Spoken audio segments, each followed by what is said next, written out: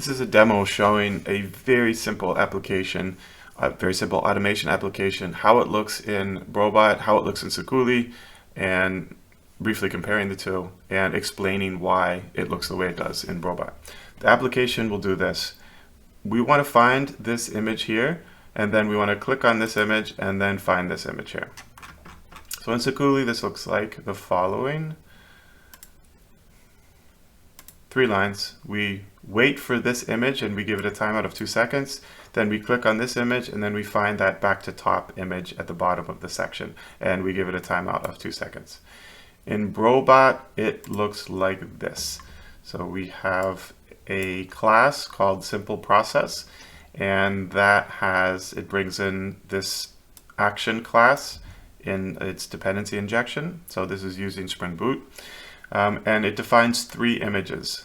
These images are the images that we defined also in Sikuli. That's the website banner at the top of the page, and then the link, which is the what is it text, and the back to top text at the bottom of that section.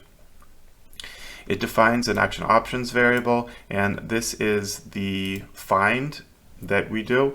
We do a find that has a timeout of 2 seconds, and then we perform that find on the website banner at first, and the next thing we do is we perform a click on the what is it text, that's that link, and we don't need to define an action options variable for click because this is the standard click. Here we have a max timeout of 2 seconds, which is not standard, and then we perform the find again, the same find on our back to top text, which is at the bottom of the section.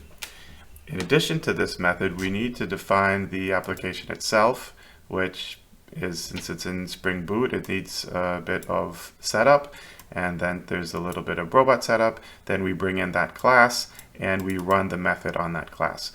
We also have a build.gradle file. This is, you can use Gradle, you can use Maven, but there needs to be some setup in Spring Boot. And we bring in, for example, the Brobot dependency, as well as Sikuli dependency, and the latest one for Sikuli, the latest one for Brobot. To show you how that works, I can run the applications. I'll run the Sikuli application first. Here I just hit run on the Sikuli IDE, and now it's automating. That was Sikuli. If I want to do Brobot, the Brobot application is here. So I'll run this, and again we get back to, so it's automating now, and it does the same thing. If you go back, just to give a bit more explanation to what Brobot does and why it's more verbose. So Brobot is not designed for simple applications like this. For such a simple application, you're really better off using Sikuli. Brobot is designed to simplify very complex automation applications. And one of the ways it does that very successfully, one of the things that it uses to do that is its state structure. And that is why here, these do not exist in any state. That's why here we had to define these images as being in the null state.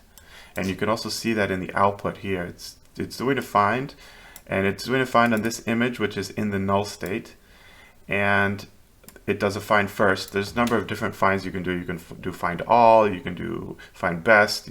This is just finds the first instance of that image, and the find was successful. This should be a check mark, but on this computer for some reason the output is not, it's not outputting that as a check mark. But the find is successful, and then it does a click on this image in the null state. It first moves the mouse to this part of the screen, and the click was successful. Then it finds back to top image in the null state. It does a find first, and the find was successful. And that's it.